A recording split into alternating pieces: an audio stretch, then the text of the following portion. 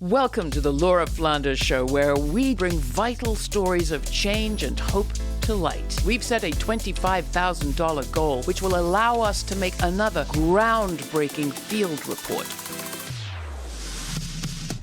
Please support our work with a donation today. All the information is at our website. That's lauraflanders.org.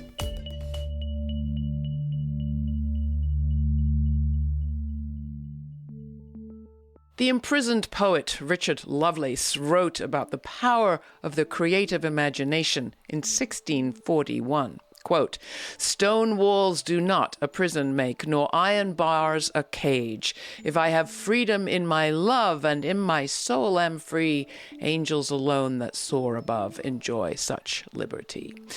Lovelace's poem is quoted in the afterword to a big, beautiful book on the transformative power of art behind prison walls. That book, Making Art in Prison, Survival and Resistance by Janie Paul, doesn't suggest that art can somehow make mass incarceration okay. Instead, it shows how creativity and art making are survival and resistance skills.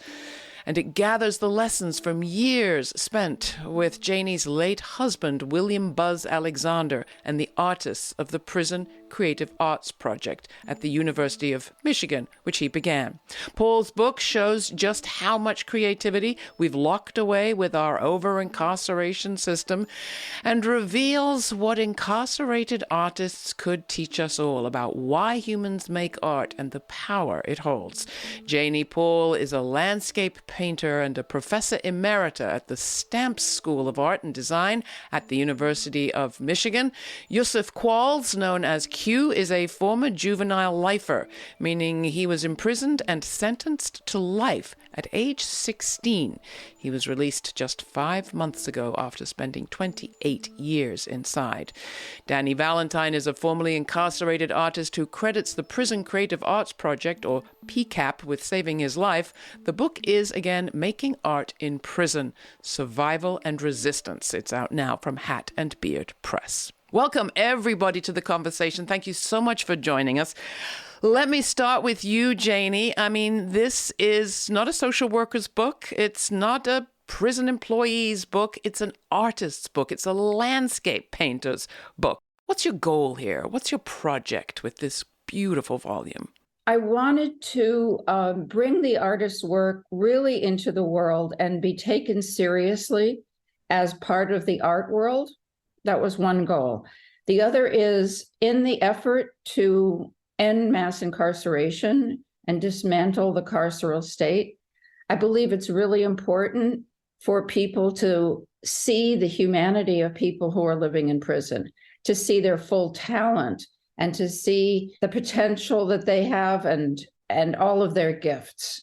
And I wanted also to go beyond what people say a lot, like, oh, it must be a great way to pass the time, art, that is, or it's a great hobby to have when you're in prison. No, it's more than that. It's a form of resistance, and it's a way to make meaning. Now, Q, what about you? How did you come into connection with these other two characters and this project itself? I had been incarcerated for a few years, and my name was starting to go around the prisons whatever prison I was at, as somebody who did portraits. Well, in 2006, somebody saw my work and was like, hey, there's a program where you can take your artwork and submit your artwork, and they'll actually show your artwork in a gallery on the campus of the University of Michigan. So that was kind of intriguing, but at the same time, it was kind of like, nobody wants to see my work. Like, who wants to see my work? It was kind of unheard of. I had never imagined something like that. I listened to this guy tell me a few more times, and eventually I said, you know what? Why not do a piece specifically to submit to PCAP and see if they understand it? Because I have a story that I want to tell about my life, and I want to tell it. And so I did. I did a piece specifically for PCAP, and I submitted it. The thing that impressed me the most was that there were other artists that came in to view the work to decide which work they would take and put in the show. I didn't have to explain the piece that I did, which I thought that I might have to. I didn't need to explain it because they understood it. And that was the first time that I had saw somebody get really emotional from a piece of art that I did. At the heart of this book is the Prison Creative Arts Project, PCAP. What is it? How does it work? What does it look like? So PCAP is an organization within the University of Michigan. It was started by Buzz in 1990 when he did the first theater workshop he ever did. He started teaching classes in which his students went into prisons to do arts workshops. I joined in that effort and started teaching classes in which my students went into prisons. It grew into 3 basic projects. One project is the workshop project, which is students, faculty, and community members going into prisons in Southeast Michigan to do workshops in theater, writing, visual arts, sometimes music. The second project is our big exhibition, which we are talking about here. And the third project is our linkage project, which is a community of artists we have worked with inside who come home and get support from us. Those are the 3 aspects of PCAP. But it was started by a man who had a vision, who took up for the underdog. There was no funding. There was nobody putting him up to it. He wasn't doing it for accolades. I mean, this guy truly was serious about this. He felt strongly that there was something here. And it saved my life, literally, as I was getting ready to jump off of the 4th gallery during mass movement when the doors opened after count time. That's when they pass out the mail also. And that's when Buzz's letter came to me, was while I was waiting to make my move. I should say we're talking about art, and galleries might be confusing, but you're talking about did you say the 3rd floor of the building, of the prison? 4th floor. I was on the fourth tier, as they call it, the gallery, which is 4 stories up, and it's all open. You can just dive off the railing. It's that simple. And what did the letter say? It was just a letter with a one single paragraph. He introduced himself as who he was, what he was doing, and that he had heard that I was a really good artist. And he invited me to join, that he would like me to join his exhibit. I don't know. It was like, the only way I can explain it is like a divine intervention. That is, when his letter came in them bars that day, it really was. It stopped the momentum of death. What I'm most struck by in the description of this project that you give in the book is the collectivity of it. And I just don't mean we incarcerated people. You talk about this as a collective project, inside, outside, together. So the project is based on the idea that we're going in to create spaces of creativity within the prisons with us and the artists inside, whether it's a workshop that is being done or we're selecting the art for the show. And also the public who come to the show, many of them have been coming every year. You know, they actually line up at the door at this point because they're so eager to see the work. Plus the fact that they can they can actually buy work that's affordable. And the work is very, very intense and very excellent, as you can see by looking at the book. And so and people write comments in our comment book, and those comments are sent in to each person. So each person receives comments either about their individual work or the show as a whole. The other thing we do is that we create a film that shows every single piece of art in the show, together with an introductory section that shows the opening reception and people looking at the work. And this is sent to every prison where it's shown over closed circuit TV, or in the old days, people used to sit together and watch it. And this creates a community with the public who are seen on the documentary, with the people, the artists inside, and us talking at the opening reception. And it's an incredible learning experience. Coming to you, Q, about your subject matter, can you talk about your painting, The Faces of Incarceration, and the last painting that you made before your release, Beat Down by Time? Absolutely. So Faces of Incarceration, one of the things that you experience being in prison is you're always faced with 12 to 1,500 men every day. You have to navigate every day differently. No matter what it is you're going through, you have to find a way to deal with it to get you through the day. And so that piece is a person, it's my face, but I'm holding two masks. One mask is happiness, and the other mask is anger. But my face in the painting was of me crying. The blue representing sadness, the yellow representing the happiness, the light, the levity, the red representing anger. These are things like one day I might come out and for whatever reason, I need to have some type of levity to myself. No matter what it is I'm going through, I have to read the ethers and understand what's going on around me, and I have to wear that mask. It was a survival tactic, and it pretty much took me through my journey in prison, because you have to find ways to deal with all of the things that you have to deal with. And the other piece, Beat Down by Time, right now in the United States, slavery is still legal. People think, oh, no, it's not legal. Well, in prison, slavery is still legal. They make a lot of money. They say that for each individual in prison in Michigan, they spend between $33,000 and $43,000 per individual. I never saw that. I never understood where that number came from, because we're forced to wear prison blues, right?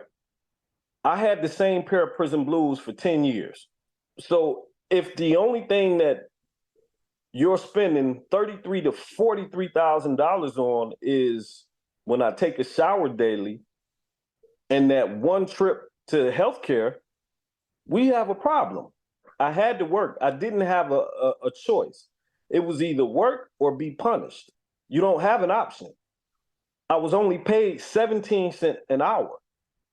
So for 28 years, this is what I experienced. It is recognized as slavery. People don't talk about that, but read the law. The law says this is the only time that slavery is legal. This is the Laura Flanders Show with your host, Laura. Today's show, we're exploring the question, what difference does art make for people in prison? Laura is joined by University of Michigan Professor Emerita of Art and landscape artist Janie Paul. She's the author of Making Art in Prison, Survival and Resistance, and the curator of the Prison Creative Arts Project, or PCAP. Also joining them are two of the PCAP participants, formerly incarcerated artists Danny Valentine and Yusef Qualls, known as Q. Next, we learn how the work of these artists was accomplished and under what conditions, including Danny Valentine's mermaid sculpture. Stay tuned for Laura's closing on imagining ourselves into the realities that may elude us, like peace and an end to war. You can watch this episode and see the stunning works of art by our guests by going to our YouTube page. The show also airs on public TV and community radio across the country and as a podcast. All the details are at lauraflanders.org. That's also where you can subscribe to our newsletter to receive information on all of our web exclusives, including the full uncut conversation from today's show. Again, that's lauraflanders.org. Our discussion continues, but first, here's Propaganda, featuring Brigitte by Salami Rose Jo Luis from her album Akus Matakus, released on Flying Lotus's Brainfeeder Records.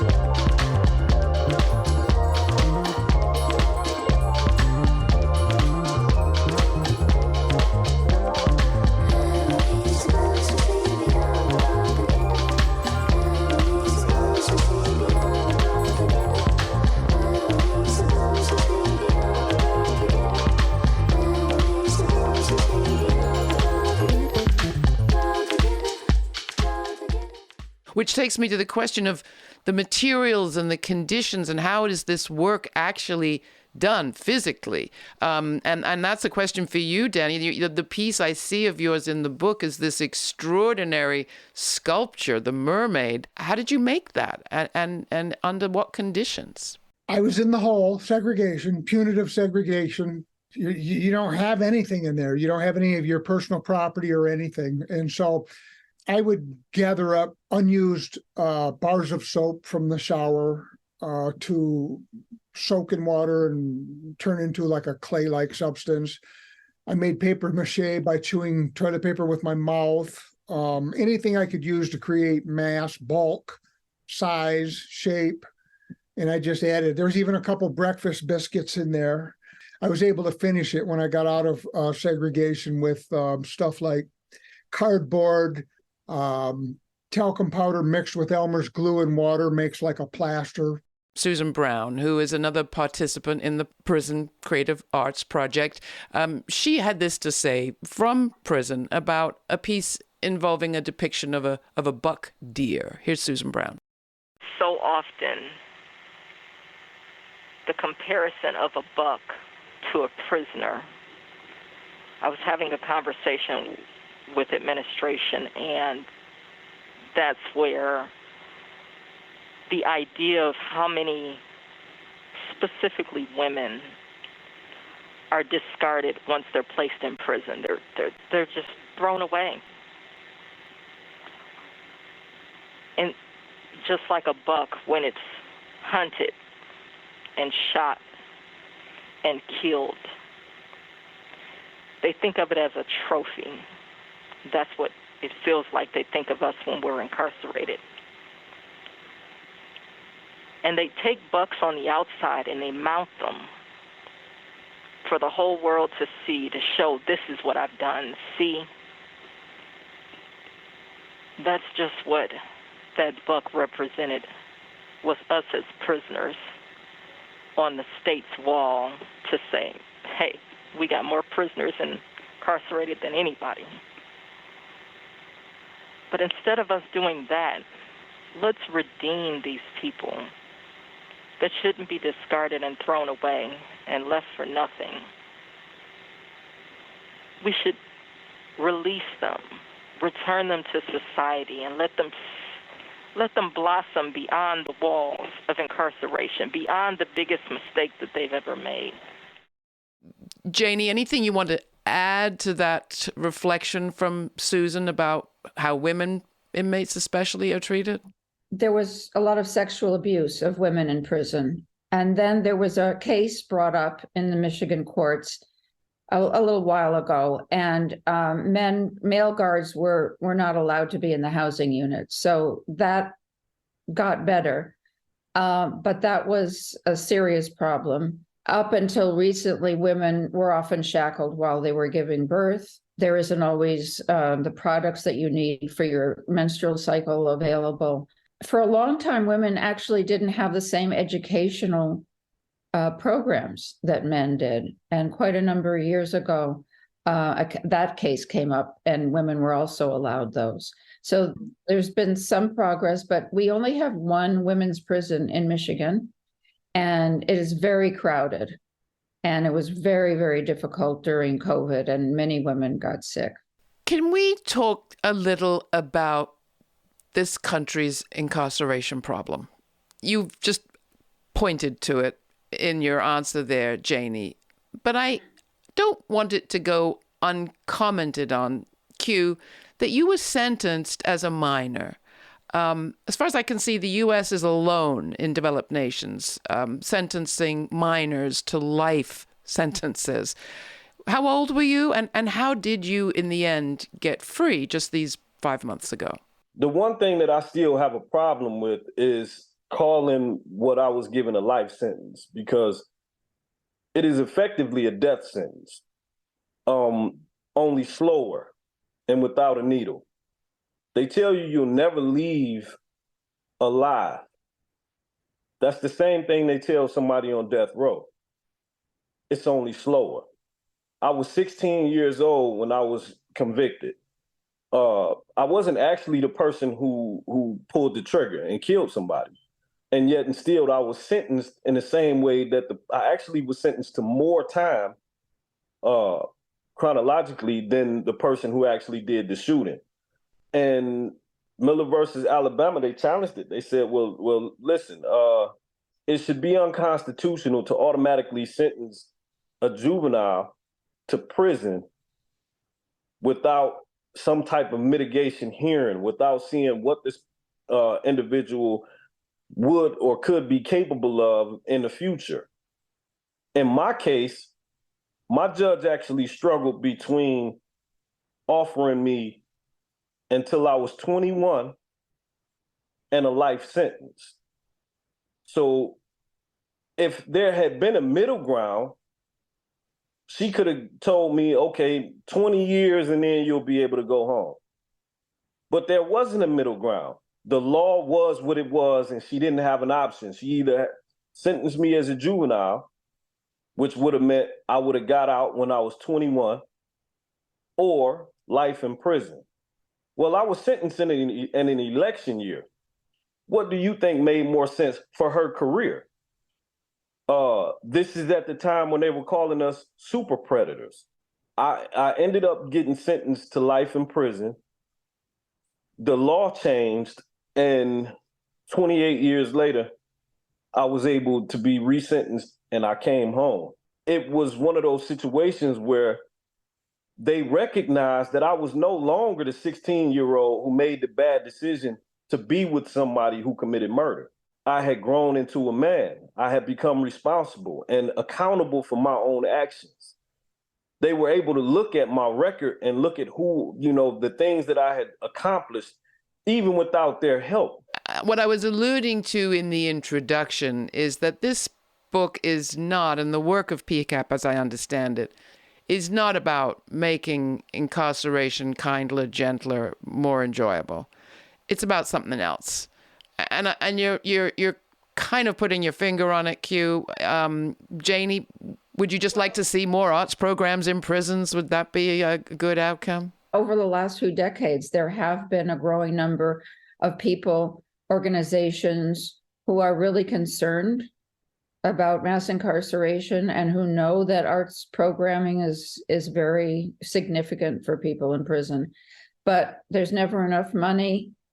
We need more resources. When we started this, 28 years ago, nobody was even talking about incarceration on television. I mean, in the public, we felt like outliers. And at least now it is in the public dialogue. I also feel that we have to talk about art in schools. I mean, if we had a society in which art making, art appreciation was an integral part of all education and not just private elite schools, our whole society would be in much better shape. I mean, art is a basic human need. It's a basic human right. It's relegated, as I said before, to something that's just considered a hobby or a pastime, when it's actually a way of becoming more fully human. Danny, was it just a pastime for you? The creative spirit lives in me, and that's why you got the mermaid in the hole. I had to produce something. It's got to come out. Everything that we see in this world is all a product of the creative mind. It's all art. It all starts with art.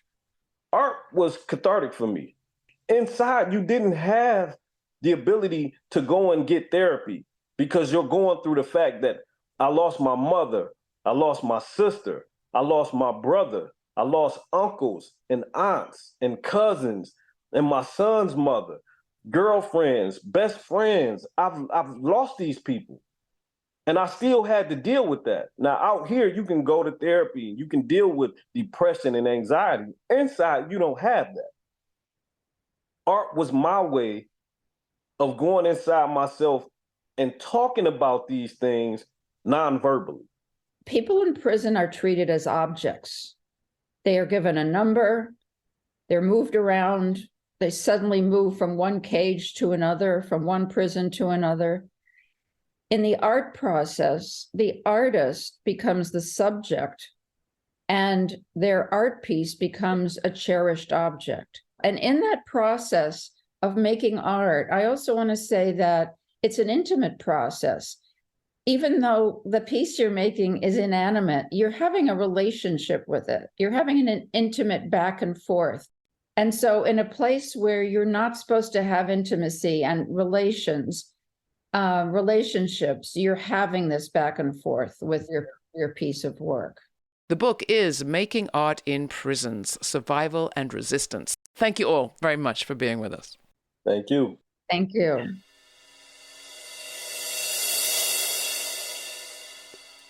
Richard Lovelace, the poet I quoted at the beginning of today's program, was imprisoned, it turns out, because in an anti-royalist era he was a supporter of the king.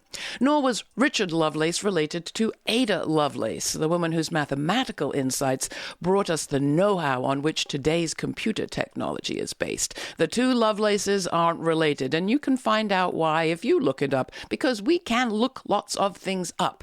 But can we actually imagine ourselves into the realities that elude us, that are beyond our own? Can we do that work of creative imagining that enables us to be curious and kind in the way that I talk about at the end of every show?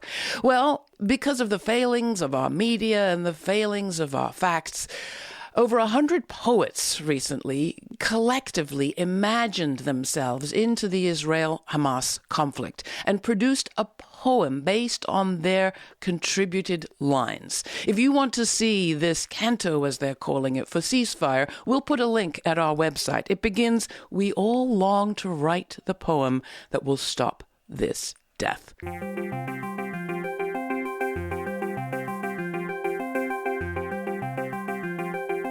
For more information, check out our show notes posted at patreon.com/TheLF Show.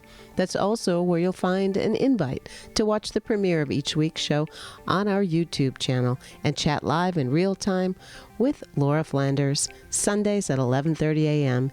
Eastern Time. Please take a moment to share what you thought of today's report on social media and tag us at TheLF Show. And if you are subscribed to this podcast via Apple Podcasts, please take a moment to write a review. It helps tip the algorithms in our favor. And thanks to our monthly Patreon members and all who have donated and supported the show. Your generous contributions make it possible for this show to remain free to millions on public TV, community radio, and as a podcast. Not a member yet? Commit for a few dollars a month or whatever amount you'd like at patreon.com/TheLF Show. Remember, a little goes a long way. Thanks for listening. This show's produced by yours truly, Laura Flanders, with Sabrina Artel, Nat Needham, David Neumann, Jeanette Hernandez, Sarah Miller, Rory O'Connor, and Jeannie Hopper. Major funders for this program include the Novo Park, Shift, Cloud Mountain, and New York Women's Foundations, the Rising Fund, the Tides Foundation, the Women's Foundation of California, Just Impact, Jane Fonda, Kim Connor and Nick Roombridge, the Wilson Family Fund, and listeners like you. Stay kind, stay curious. Until the next time, for the Laura Flanders Show, I'm Laura.